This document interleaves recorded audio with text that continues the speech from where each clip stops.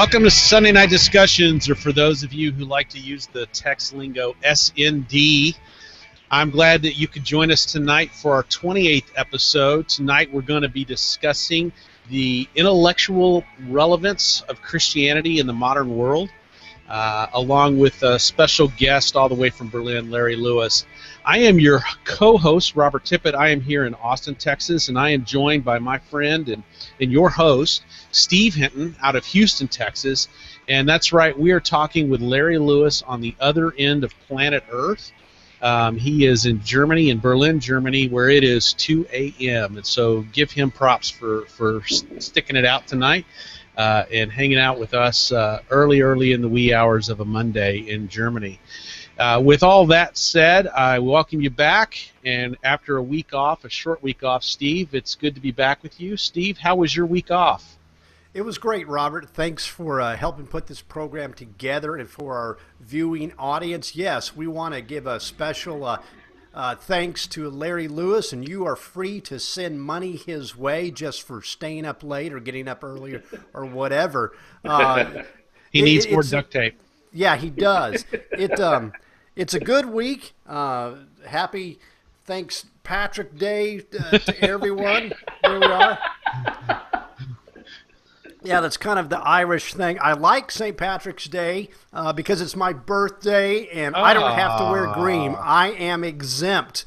It doesn't count. So I've got my mug. It says himself on it, and apparently in the old Irish tradition, the himself is the head of the family. So when I got that mug from my mother, I told my brother that I was officially in charge of everything. So nice. The extended family, I give the yes and no for everything. Right, yeah. Everything. I bet that goes over very well. But happy St. Patrick's Day. Yeah. Happy Sunday night to the Sunday Night Discussions. Yeah, it's been a good week. That's right. We were off last week. We were. I actually was kind of northeast of here, a place, I can't even remember the name of the place, but some of you are familiar with a gentleman by the name of John Eldredge. Yes, I am. Who wrote a book called Wild at Heart, which was a very fascinating thing. One of several books, yes. Well, one of several books. It was Wild at Heart that really kicked it off. The funny thing is, I read that book for the first time 15 years ago, and I got about halfway into it, and I threw the book down. Yeah. And something emotionally grabbed my jugular, so I threw it down. But anyway, he and his ministry do a 2.5, almost 3-day intensive weekend, so I was doing that to kind of build my... the Colorado Rockies. Well, no. This was one that was here, northeast of Houston. Okay. So it was a good deal. There were like 600 guys there. So Jeez. So it was a little bit different, but it was good. And I'm glad to be back. What about you, Robert? You apparently had some inclement situations or something. Nice. Big adventure, yeah. I flew from... I tried to fly from Dallas-Fort Worth to Cincinnati. My brother is in Ohio. You've seen him on the show in the past. And my brother and I were going to go to a Marked Men for Christ retreat in Milford, Indiana, which is just south of South Bend, which means it's up north, folks, from Austin, Texas. But oddly enough, Dallas had one of its famous ice storms hit that night that I was supposed to fly out the next morning. So they canceled all my flights to Cincinnati, and I finally got a hold of somebody at the airline. I said, "You got to get me out of here today. I got to get to Ohio today." So they put me on a flight to Minneapolis with a connection to Dayton, which would have put me right where I needed to be. Of course, the flight to Minneapolis took off from DFW 2 hours late, and so I landed 2 minutes after the flight to Dayton had already taken off, so I missed my flight to Dayton. So then I went to called the airline up again, said, "Hey guys, I need you to get me to Ohio tonight." They said, "How about Cleveland?" I said, "Wrong end of Ohio. I need the Cincinnati area. Get me to Columbus, Dayton, Cincinnati, somewhere in there would be fine to go see my brother. He lives kind of in between all of those." And they said, "We can't get you out there tonight. You're going to have to stay the night here." I said, "Well, that doesn't work for me." I said, "Hang on a second. Ultimately, I need to get to South Bend, Indiana. Can you get me to South Bend, Indiana?" And they had one seat left on a plane to South Bend that evening, so I called. Was that a prop plane, a prop with a propeller? No, it was a regional. It was a regional jet. But I called the guy who was heading up the Mark Men for Christ retreat in the Milford, Indiana area. Said, "Hey, dude, I need you to come rescue me." So he put me up with he and his family. Wonderful, awesome family, and I stayed the night with him, and then met my brother at the retreat. But it was a bit of an adventure for me with the airlines. You know, it's one of those things. DFW was shut down for half a day. That's going to mess things up nationwide. Atlanta Hartsfield was shut down for half a day because the storm that came through Dallas was then in Atlanta. That's going to make things even worse. And then to top all that off, a plane had gone off the runway in LaGuardia and shut LaGuardia down. So you had 3 major airports shut down for half the day. So everything was down. So the grid was down. That's right. The grid was down. It's not the day to be flying. But we had a great time. We went to the Mark Men retreat. As most of you know, Steve and I are both involved with a ministry called Mark Men for Christ. Steve got involved with it first, and I got involved with it after we had the founders of the show on our program last year. So you guys can go back in our archives on YouTube or on the Google page that we have, and you can find that show and check out Mark Men for Christ from the founders, Steve Spicer, and John Lager were the founders. And we got to go do a weekend with them last March. And I took my brother to one up in Milford. With that said, I would also note that Steve and I are both going to staff one coming up here May 8th, I believe. 8th, 9th, and 10th. Now, you could also find that program on my blog, kingdomology.com. If you type in manhood, it will probably come up. But yeah, that's not too far from me, a little bit further from you, but May 8th, 9th, and 10th. We're going to be staffing that weekend. So we've got some people in our audience who are from the Central and South Texas regions, maybe even a few friends over in the Louisiana area. That's going to be in Lake Arthur, Louisiana. So you guys can check that out or hit one of us up. We'll be glad to tell you more about it. So what are we doing tonight? We've talked about Larry, and we didn't get a whole lot of prep done because of tech, and also we were just... You know, I'm not sure if it was wise to have Larry on. We may not get anything accomplished tonight. Well, the problem is we now have lost Larry. Larry has dropped from the program, and so hopefully he'll call back in here in a minute. And it may be you and me about to punt the show off here because Larry may have fallen asleep at the wheel in Berlin. Hey, Steve, you know, the Cowboys, you're a fan. I'm a fan. And Larry Lewis all the way over in Berlin is a fan. And what are they doing? Well, actually, it was Larry that I saw this first. That they got rid of Murray, and I'm kind of wondering why they didn't do that with Romo. That didn't make a whole lot of sense. Oh, come on now. Don't be hating on Romo. But I don't know. It's interesting. I came back to Texas, and I think I followed the Cowboys actually more when I lived in California. Yeah. I understand. No, it's funny because it's not so much that they got rid of him as he left. They didn't do what they needed to do to keep him. I think he found a better contract deal, as I understand it. But that's crazy. I mean, we're looking at the next Tony Dorsett, the next Emmitt Smith, and they're going to let him walk away like that. That's just silly. Absolutely silly. As Larry said before he dropped, it was DeMarco demoralizing. DeMarco demoralizing. Well, why don't you, while we're waiting on Larry, I guess we're trying to invite him back in. I'm not sure how the tech fell apart. Larry is actually in Berlin working with Open Door Libraries, trying to get resources out there to places in the world. We remember from behind the Iron Curtain. Robert, why don't you tell us more about Larry and see if we can get him back into the call here. Yeah, and Larry's a returning guest to the show. We've had him on before. I don't remember if we had him on as a direct guest or if we had him on as a co-host. I can't recall, but he's been on our program before. Larry and I go way back. Larry was actually a youth sponsor at my youth group when I was in high school. So we go way back. I actually had him chauffeur me and some friends for my high school prom. So we go way back, and of course he was in the Army at the time, and he kind of became like another son to my mother.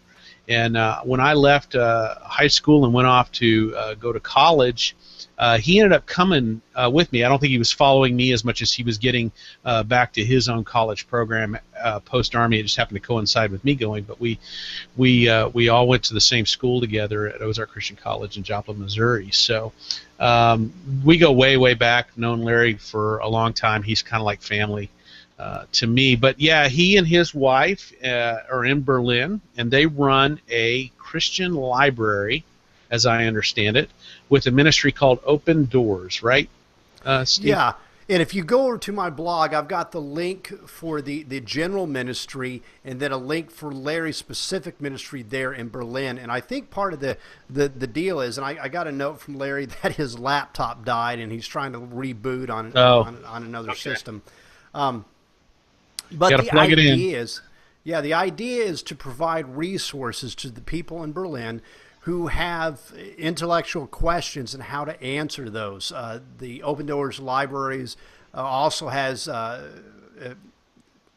unit, an office, an library or whatever in Prague, I think maybe in Brussels, and there are a couple of other places that are, we would refer to them maybe as closed-door countries where they really don't want to advertise to the world, but they're there, they're local, they're able to be salt and light, and they're able to answer questions that a lot of people have, which is really kind of the root of why we started this program anyway. Questions of the Christian faith, can we trust it or not? We may be getting him back here. Yeah, I think as we're kind of, let me do this, Robert, and I'll kind of throw this question to you while we're waiting on Larry. One of the things that I'm sure he's going to talk about is this question of how much do we debate and how much do we just love people. In other words, there tends to be a tension where you can argue and argue and argue, but you're never really going to love somebody by doing nothing but arguing. But then on the flip side, there's this idea that you hear from preachers and some other people that say, no, we're not going to argue. We're just going to love people and just kind of throw it out there. Where do you kind of fall into that question, Robert? Well, I think that's the key to basic evangelism. I've made the argument on our show in the past. Evangelists seem to want everybody to be an evangelist, but the Bible's pretty clear that some people have a gift of evangelism, others do not. But all of us, regardless of our giftings, are called to be a witness for Christ, and we do that through the way we live our lives and through the conversations we engage in, where we don't have to necessarily have a direct approach. We can take a indirect approach, kind of a doing life together with our neighbors kind of approach. And I'm in the marketplace. That's kind of my approach to it. People know I'm a person of faith. If they've got questions and they want to discuss it, I'm always happy and open to discuss it with them. I don't go openly or brazenly at them with my faith, but I don't also hide it. Jesus says we don't put a light under a bushel. We let our light shine, and so I do let my light shine, but it's not in a way where I'm trying to force intellectual questions on people. And I think people have legitimate intellectual questions, and one of the problems we have in Western theology is oftentimes we fail to deal with those questions directly. Yeah, and that's kind of one of the reasons why I wanted to start this program in the first place, That's because right. there are questions out there. And we want to address them. It's kind of hard sometimes because the truth of the matter is that you get there is a contingency of people out there who really don't want to know. They will argue and argue and argue. And I've found that we can spend a whole lot of time getting into these discussions with people who really they don't care, because if Christianity were to be true, it would affect their lives. On the other hand, there are people who maybe do have questions and they just don't know where to go with it.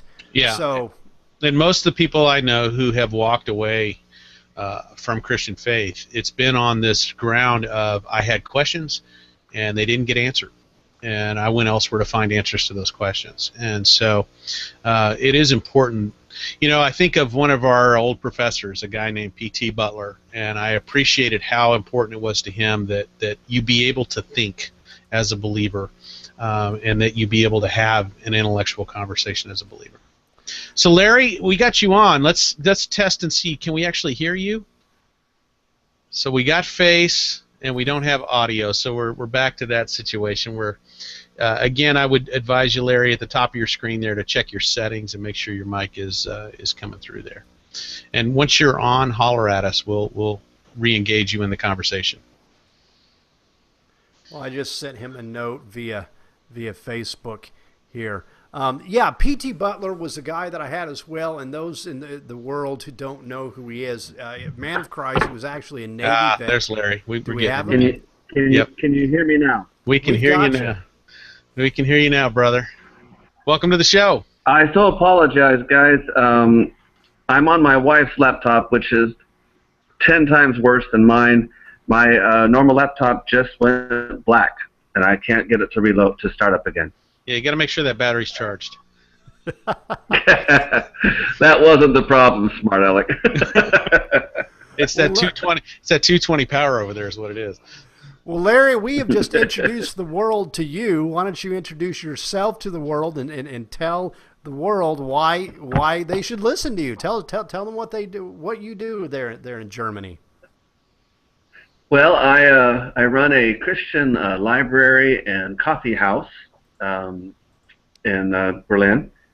We are a member of a library family called Open Door Libraries, and we have 3 libraries in Europe and 1 in the Middle East. And I am the director, along with my wife, here in Berlin. And we are our community, kind of a community center for the section of Berlin that we live in. It's called Schöneberg, which means pretty mountain, although there's no mountains here. And we basically are a resource center for Christians in Berlin, and a place where people can meet Jesus in a very non-threatening environment. Germans are very wary of the church. They do not trust the church, especially the state church. And so we feel that we are a place where people can come in off the street and get a hot cup of coffee and a warm smile, and hopefully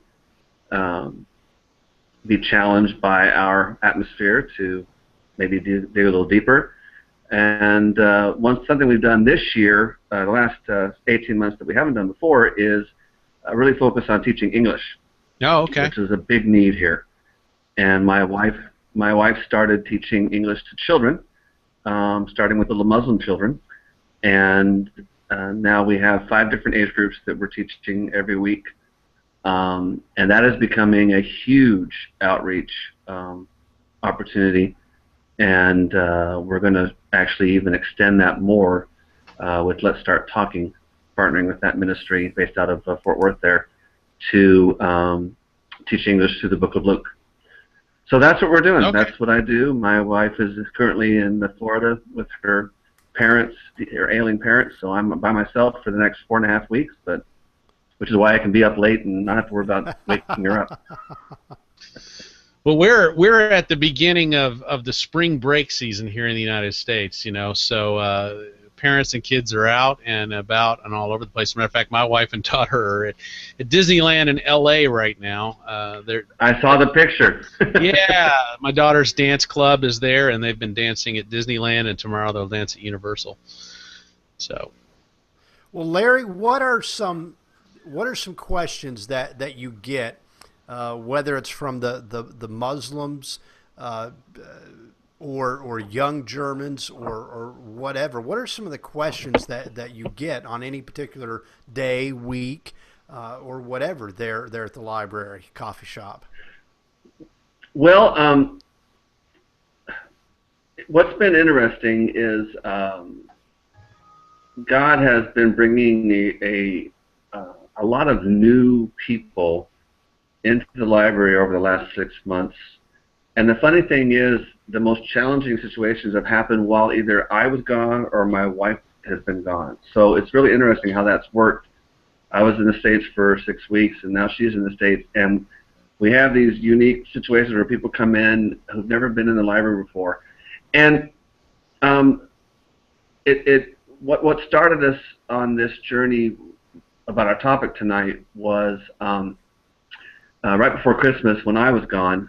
My wife had her little Muslim kids come into class, and the 5-year-old Muslim boy comes in running, and he goes, "Oh, Christians hate Muslims. They're killing Muslims, and Jews are killing Muslims, and they hate Muslims." And Terry had grabbed the little boy. His name's Mohammed, and she said, "What are you talking about?" "Oh, Hamas is our friend." And I mean, he's just spewing all this hatred. 5 years old. And Terry grabs him by the shoulders and looks at him. She goes, "I'm a Christian." And his eyes got really big, you know. And she spent the next half an hour over cookies and hot chocolate explaining to these Muslim children, who she has clearly been loving for the last year and a half, right, that Jesus taught us to love, and that's what real Christians do. Wow. And so that kind of springboarded into the realization that we are in this community. By the way, our library is surrounded by a Muslim neighborhood. We're in this community to be a light, but we realize it has to be more than a light. And so this has started this idea in my head that I think that we are sometimes too passive as Christians in ministry when we're out in the secular world, in the sense that we're just supposed to let the love of Jesus shine through, but that's all we do. And I don't mean to simplify it, but I get the feeling like when we have opportunities to defend the faith or defend what Christians do, we should do it. Yeah. So when Terry grabbed this little boy and looked him right in the eye and firmly said, "I am a Christian," that was a defense. That was a statement. No, we are not trying to kill Muslims. No, we do not hate Muslims. And so we've had, over the last couple of years, we've had people come in of all different age groups, all different faiths, all different nationalities. We had 109 in the 3 years we've been here. We've had 109 different nationalities represented coming into the library. Wow. So, and what we have noticed is society is taking control of the message. The culture wars are winning, not because the church is going to be defeated, because the church will not be defeated, but the culture wars are winning because they're doing all the arguing, they're doing all the statements, they're doing all the presentations. And so Terry and I have been convicted, especially these last few months, that when people come in, we're going to be a little bit more aggressive about defending the faith and being a light that isn't just a little light that's saying, "Hey, I'm a little Christian, I'm a Christian." It's a light that firmly and proudly says, "I'm a Christian," and we believe we have a message of hope. So, in a sense, they ask every question under the book, and we've decided that I think it's time for us to be more aggressive, or I don't know how to use that word, but more deliberate in making sure that we're answering people's questions, and or that we're even answering them before they even ask them. Okay.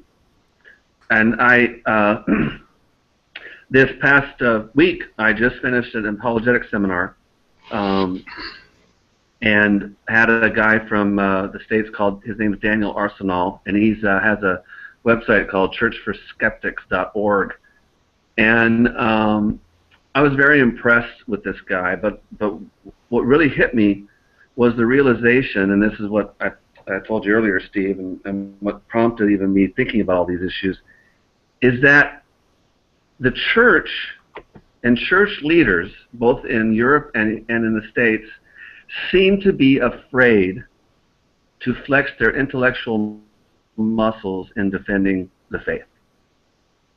And I think it's because we think we're supposed to have theology degrees or be on the level of Ravi Zacharias or Jay Craig. I mean, these people that are, you know, serious apologists.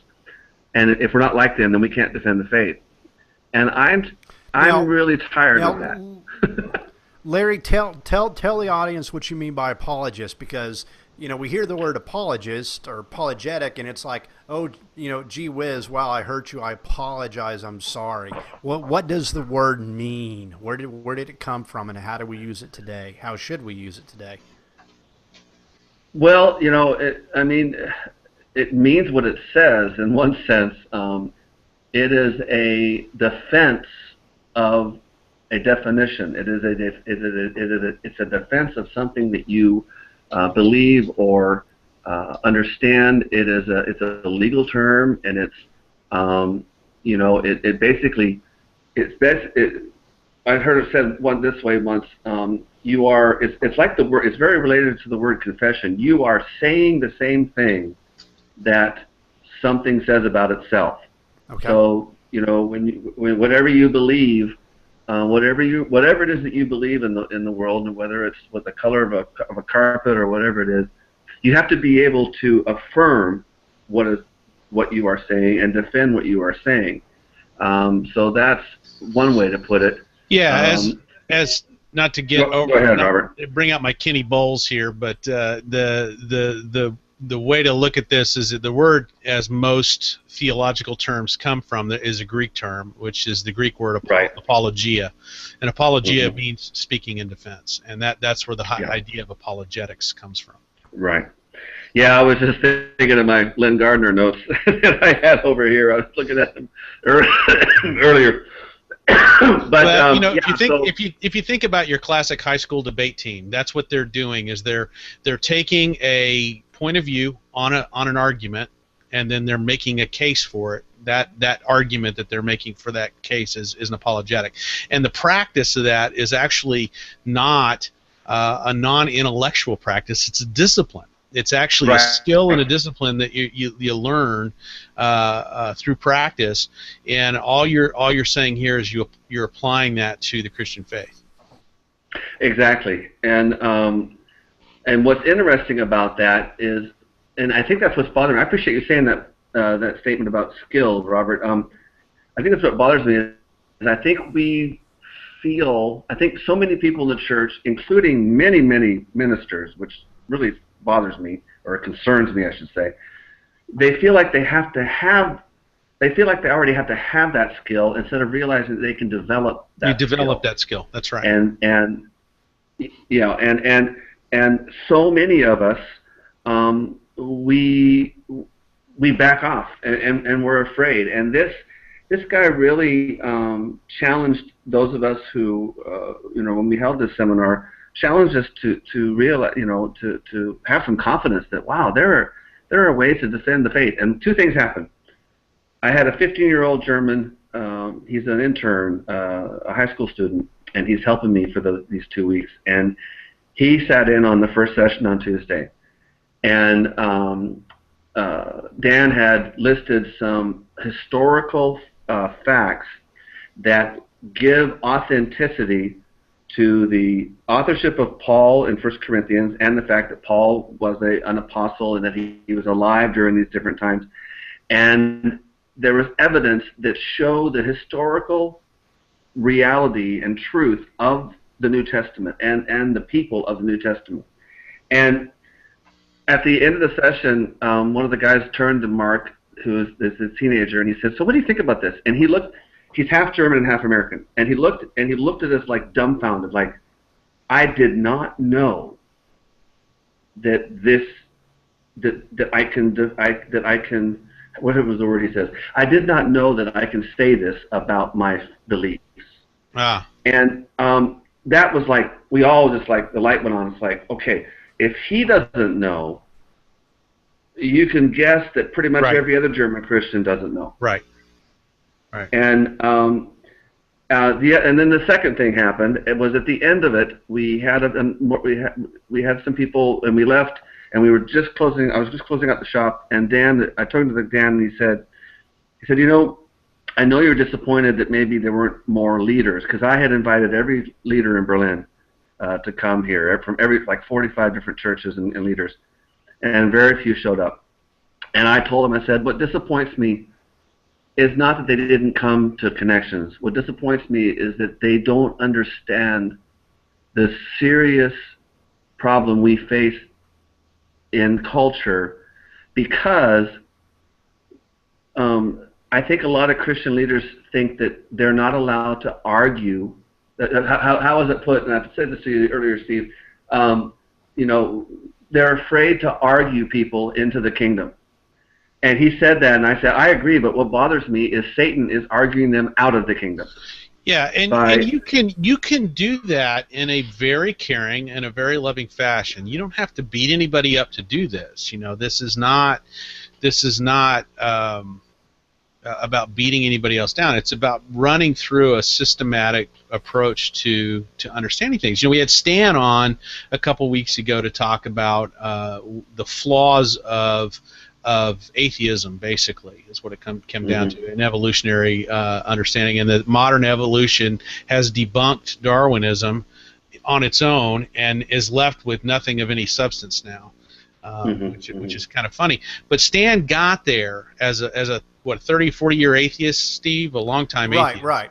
He got there not because somebody, you know, built some great argument for him, but he understood that there was a discipline, and that discipline was called logic. There is logic's not something that we just throw around as an idea. There's actually books and books and books and books and books written on this topic, going all the way back to Socrates and Plato. And it's about how to understand how to put things together in a logical fashion. It's a way of thinking that can actually be learned through education. Apologetics is no different. Apologetics of the faith is no different. So a lot of what you're saying, Larry, before we get into some specific questions, which I hope you can give us some, that it really doesn't matter who or what career a Christian has. They don't have to be a preacher. They could be an engineer. They could be a kindergarten teacher. They could work through the gifting that God has given them, and still they can logically, meticulously convey to people outside of Christ what authentic Christianity is, that it is possible, and it's not only possible but needed that that people give an answer. And I can't remember the verse. There's actually a verse where Peter or Paul made the observation that we need to be prepared to give an answer for what we believe. So it's not that we're jerks and we beat I think that was down. for Timothy. Okay, yeah. So we do want to be able to convey why we believe. What are some of the questions that you get? Is it the deity of Christ? Is it the Bible? Is it heaven, hell? Is it cultural Christianity versus the real deal? What all are of the some above questions? Yeah. Well, yeah, I would say all of the above. The biggest problem for Germans is the relevancy of Christianity. They don't have a problem believing that Jesus was alive. They don't have a problem believing, some basic. Here's the irony: they don't have a problem believing some basic truth about the Bible or Jesus. They just have a problem believing the complete truth about Jesus in the Bible. And so, yeah, they, I've had a big one: the problem of pain. That's a big one here. Yep. Do you know that the Germans spend more money on personal security and insurance and safety than like 4 times? They spend 4 times that amount of money on that than they do on anything else in their lives. They're engineers. And that and that's significant. And we were out for my birthday, which, by the way, was Friday, just so you know. Happy birthday. Hey, old man. I had some German friends take me out to a restaurant on Friday night, and I had told him that I was going to be doing this, and this is the chief of police guy, the chief of detectives guy, and he talked about how he has these German friends who are so afraid of everything. They're afraid of being sick. They're afraid of just fear after fear after fear after fear. That's a hopelessness. And we all talked about and realized that fear of that insecurity is gripping and paralyzing Germans, and it's basically gripping and paralyzing the entire continent of Europe. I think it's gripping the West. We're experiencing that here now too. Yeah, I would say I would agree with you, Robert. And all you have to do is look at the news and Facebook and all the different things you see. But so these questions are, well, what do I do? You know, the question is that they're afraid to ask this question. The question is, how do I excuse me, how do I get security? How do I keep myself safe? And then so they ask, can Jesus do this for me? Yeah, I think he spoke a lot about this. Well, he did, and you know, it's when they feel let down by life when they start asking these questions. Right. And of course, like everybody else, they get angry at God, which is fun. It's interesting. When I run into people who share that with me, I look at them right in the eye and I say, you know, it's okay that you're angry with God. He can handle it. And you'd be surprised how many people are shocked by that. You know, it's like, you mean I'm allowed to question God? Yeah, you're allowed to question God. Let me take you to a few Psalms by a guy named David, and let's just find out whether or not you can question God or not. I tell you, I had that here. I was in a discipleship group, and I took all the guys that were in my group were facing pretty stiff resistance from other people in the world, not about their faith, but about just their life and things they were trying to do at work. They felt like they were battling on all fronts. I could feel it. My conversations with each of them, they were all battling on every front. I came in that Saturday morning with one of the Psalms where David starts off by going, you know, Lord, I'm surrounded on all sides. They want to kill me. They want to take me out. They want to do me in. Can you just smite them all, please? You know, and then what's always amazing to me is when you read those Psalms from David, he always works that through with God, and then he ends up with, you know what, you got it. Just I'll let you take care of things, and I'll stop worrying about it. And it's because he understood that if you take your cares and you lay them down before God, what happens is God says, hey, I got it from here. Let me handle it from here. And that may be one of the small... Go ahead, Larry. Well, I was going to say, I think that leads to this issue of questioning God about the validity of Christianity, and not being afraid to ask the hard questions. I know I've said this before. The burden of proof is not on Christianity. No, it's on naturalism. It's on atheism. It's on these other things, and we live in a culture that thinks that we have to prove it. And yet, you know, time and time again, we're seeing the emptiness of these arguments. You asked what people asked, Steve. I'll tell you something they ask. They ask why a lot, but the thing is, they assume, instead of asking questions, they actually assume. I've had people walk in the library who assume that Christianity is a joke, or assume that Christianity is false.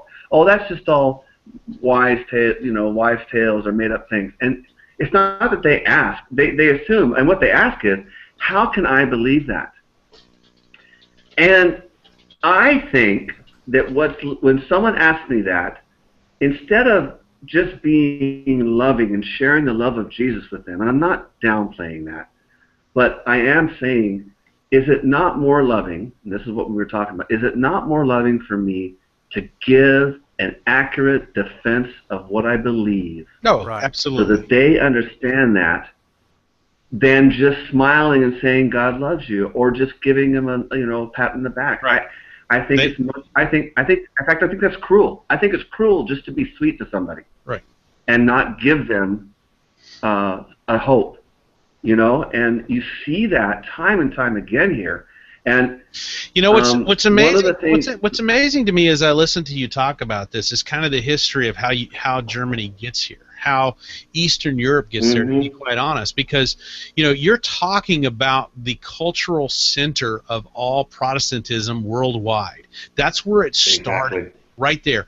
The major thinkers, the real apologists started there.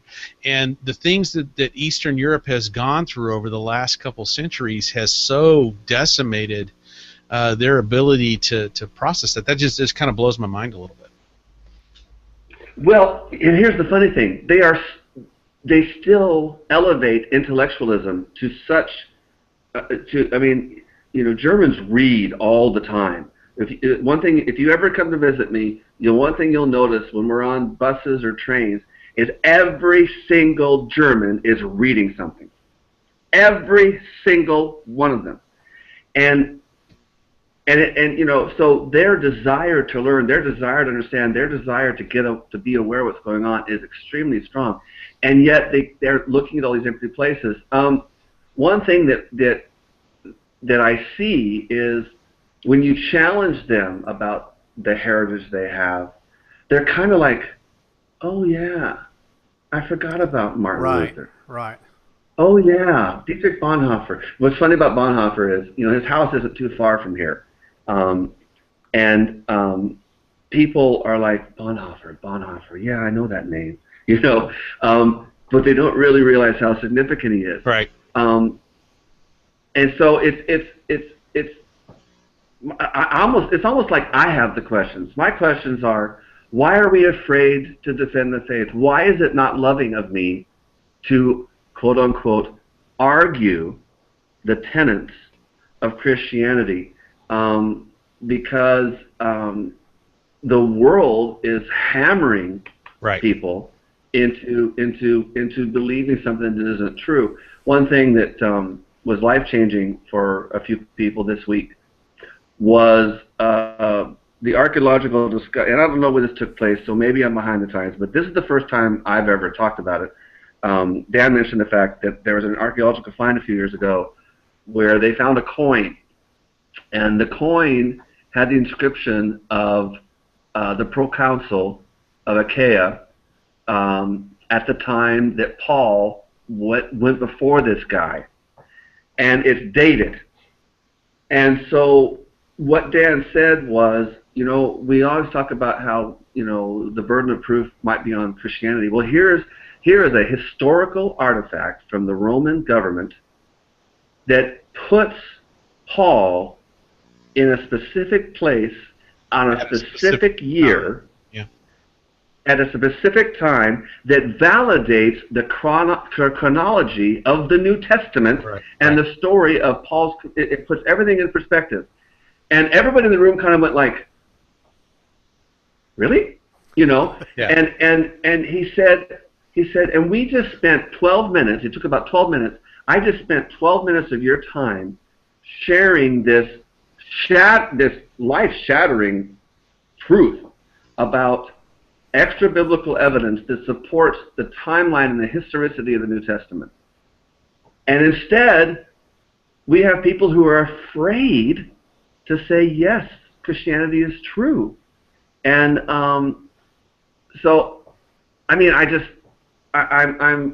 getting more and more convinced that we have got to stop checking our intellect at the door. Right. And we have to take back the fact. Think about it, guys. Yeah, I think we mentioned that God invented logic. God invented arguments. Yeah, I think we mentioned that while you were off the show here for a few minutes. P.T. Butler, was a big. Yes.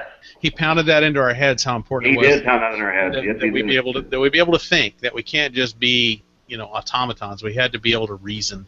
Well, he still pounds it in my head every time I see him. Yeah. Hey, Larry, I don't know if you can. Technical, can you adjust your camera? We're looking at your buttons on your shirt there. I'm sorry about Very that. Very nice buttons, we might add. That's all right. Yeah, sorry about that. I had to reposition myself. What about posing the questions, Larry? In other words, and we hear this a lot, and maybe that's where some of the fear comes from. And I like the way you put it. It's interesting the way that you put it, that people come with an assumption. For example, we get most of our world view from this book called the Bible. Well, people come in with, well, everybody knows that thing's been translated 500 times and you really can't know what it said anyway. So maybe if we come back to those arguments first with a question such as, well, you say it's been translated so many times, how do you know it's been translated so many times? And throwing it back to those who are posing the question. Yeah, that's a really good point, Steve. One of the issues that we talked about this past week was the emptiness of naturalism and the pursuit of relevant truth. You know, relativism and Right. this supposed emptiness that, the supposed statement that says you cannot have absolute truth. And of course, as we all know, he applied logic to this argument.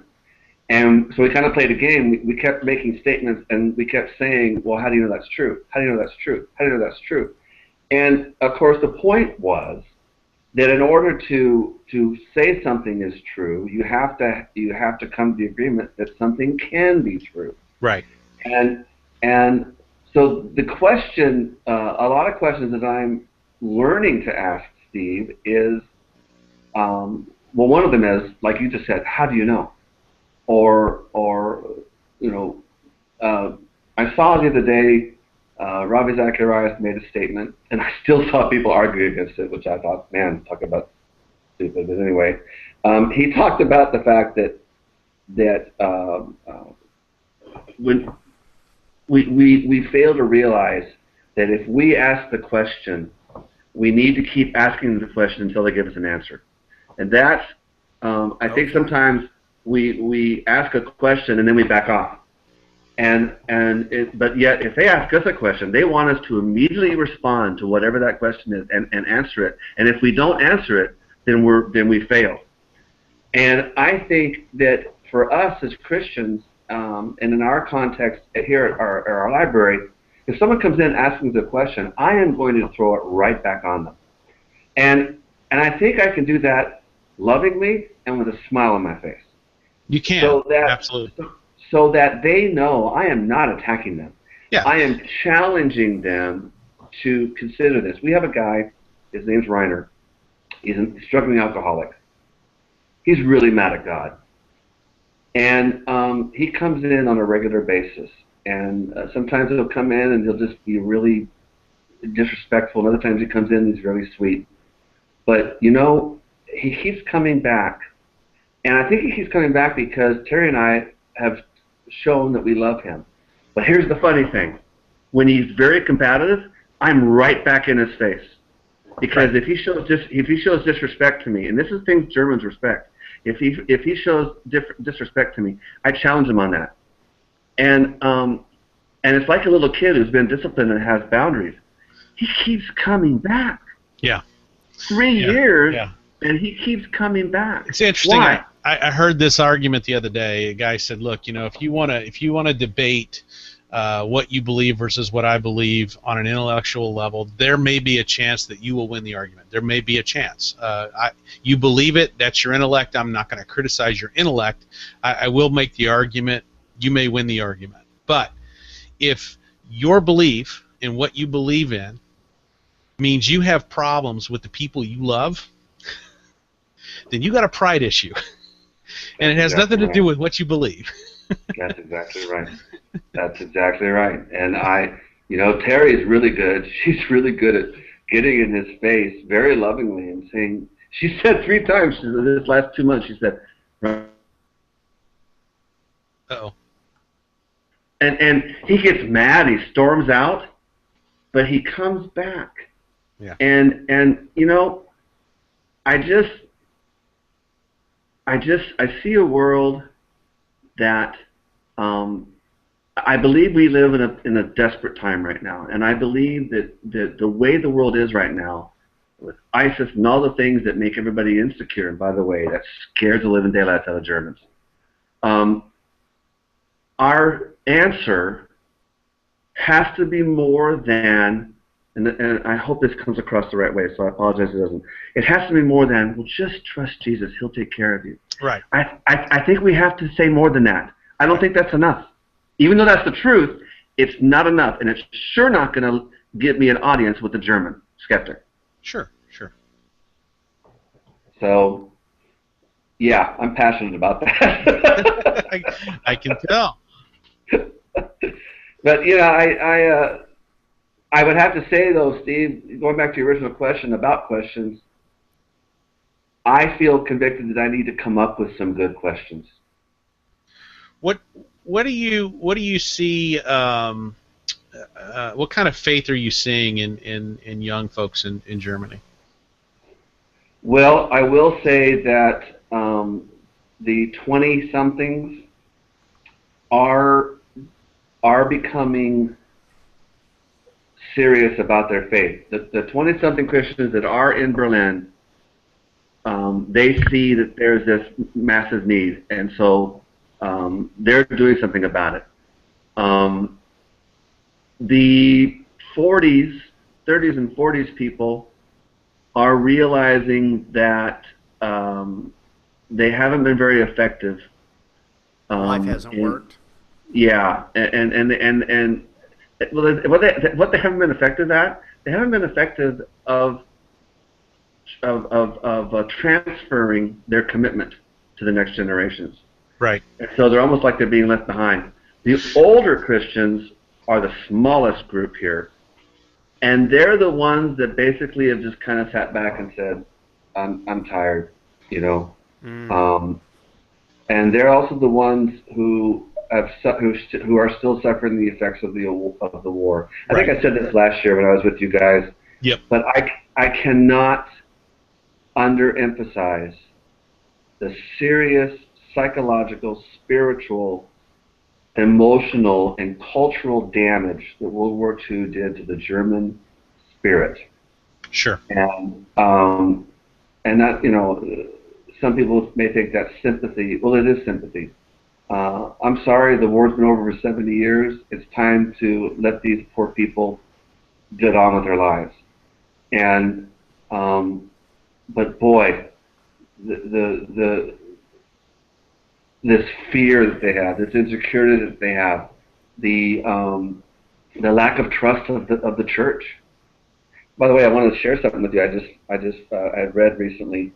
Do you know that the Church of Christ was the first religious group allowed into Germany after the war? No, it was interesting. Yeah. His name was Otis Gatewood, and he was friends or acquaintances with General Lucius Clay, who was the military governor of Germany. And he approached him because there were a number of chaplains who were around, and he approached him about, getting permission. And he pestered and pestered and pestered, and finally got permission to start on-base churches and then reach out. And so there was a massive spiritual revival in post-war Germany that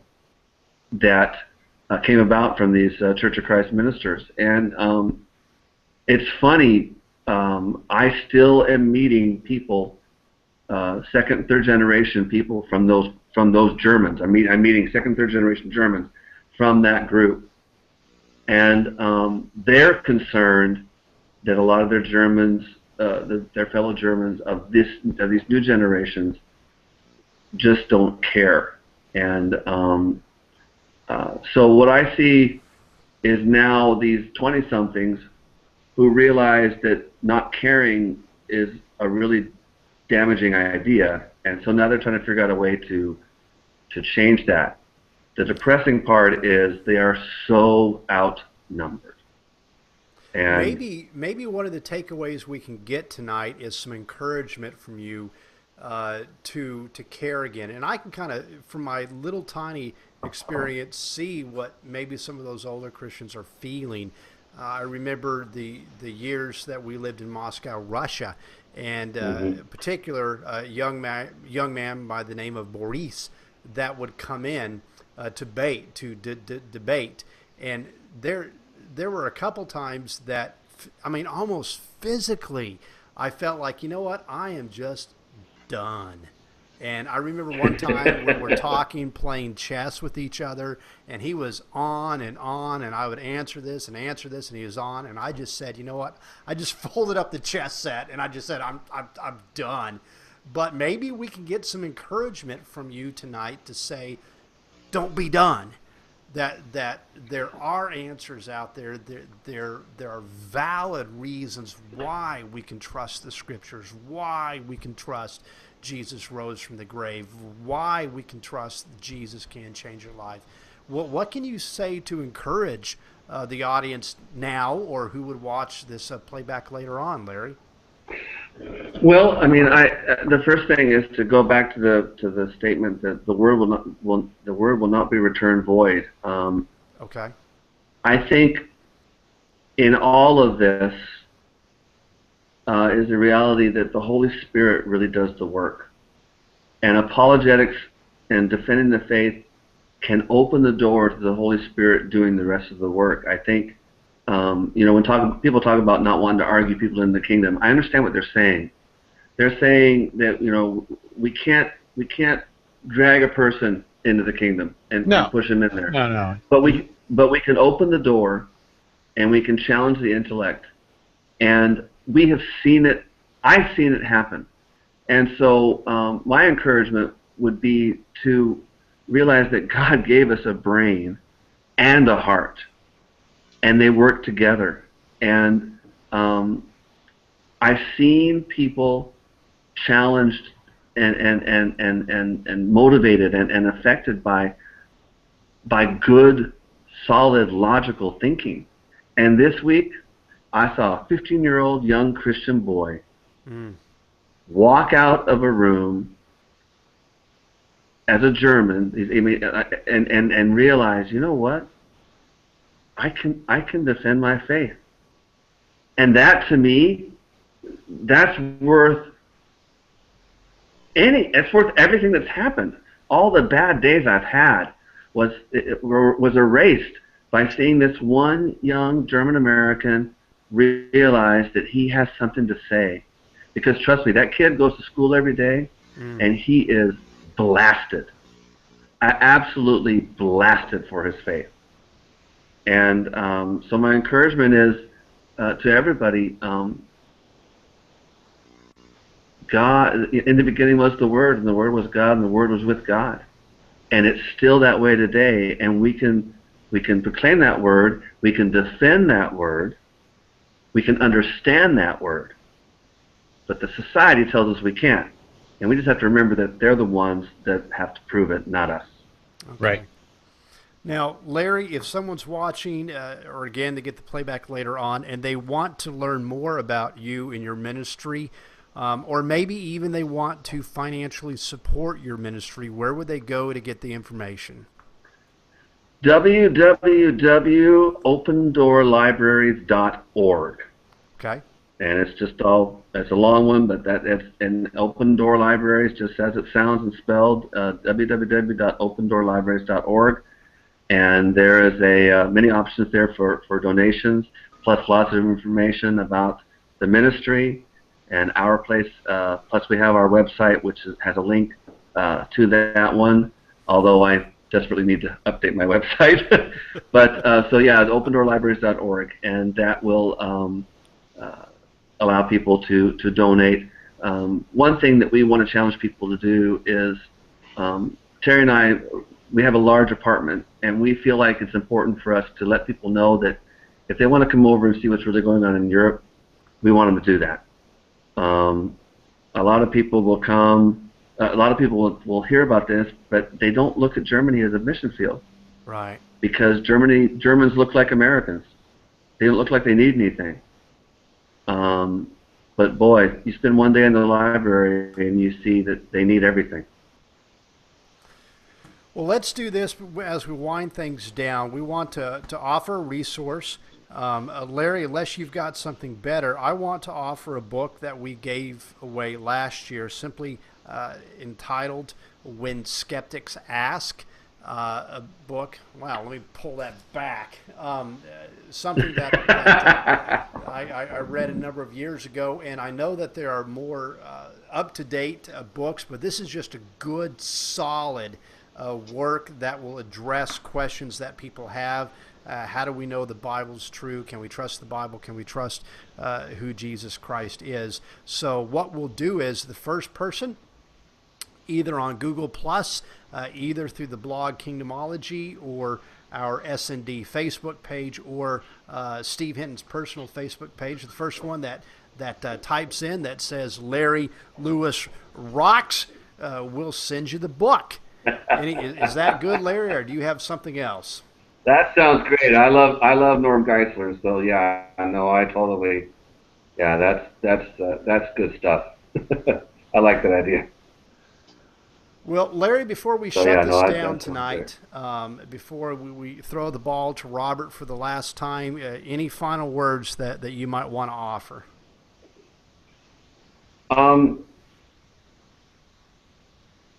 Yeah, I think what I want to say is I've been a Christian a long time, and it amazes me that only now am I truly realizing the need that I have to understand and articulate my faith, and that if we take God seriously, and if we take the message of Christ seriously, and if we look at what's going on in our world, we are not guaranteed tomorrow. Mm-hmm. And I think we need to consider whatever we can do to get the message out to people. And I don't know how to do that. I just know that if I really believe who Jesus is, I'm going to do something about it. And I'm convicted that I haven't always done what I think that I should. Right. And a lot of people think, well, you moved to Germany. Well, yeah, well, that was part of it, but that's not enough. I think there's more that I can do. So I want to encourage all of us to, if we take it seriously, we need to do more. Right. Okay. Thank you, Larry. Robert, what do you want to add to before we pull the plug? It's great having Larry on. As we at the start of the show, I said Larry and I are great friends. Been friends for years. It's great to connect with him, even if it's Krakow midnight there at his place. 3 o'clock, holy Moses. he came all the way to Texas in December, and I didn't bother to make time for him. So luckily he got to see my wife. But I'll give you more. I'll give you more notice next time. Well, Austin's only 2.5 hours away, so come on down. I will, brother. But it's great to have you here, and Larry, I really appreciate the conviction that you're dealing with there, and I just continue to encourage you and Terry and what you're doing there in Berlin, and maybe we'll get a chance to get over there at some point and see you guys. You guys are both welcome anytime. I would love to. I lived there when I was a little kid. I would love to get back over there. Yeah. So, Steve, what do we got coming up? Next week, we're going to have another professor with us. Larry, you may want to chime in, or I don't know, you may want to chime in for this. But Dr. Gary Zustiak. Dr. Gary Zustiak, some people know him. He is published on some millennial questions. I think he's got an article that's due now for a big Christian journal that simply a Christianity Today. Over those questions and people in that generation, the millennial generation, and how we can love those people and address those people and address those questions. So next week, Dr. Gary Zustiak. And in the meantime, if you have questions that you want to see on the show, send them in. Yeah, send them in. Thank you, Steve. Well, I'm going to ask you to pray for Larry and for our audience, and we're gonna bid everyone adieu. God in heaven, thank you. We've been allowed to meet here tonight, and we do want to lift up Larry. It's late. He's got work to do, so Father, please give him good rest. Father, please put your hand on these boys who are raised with the Islamic faith. that they might have open eyes to see the love of Christ. And please give Larry strength, and I ask that in Christ's name. Amen. Amen. Gottes Segen, guys.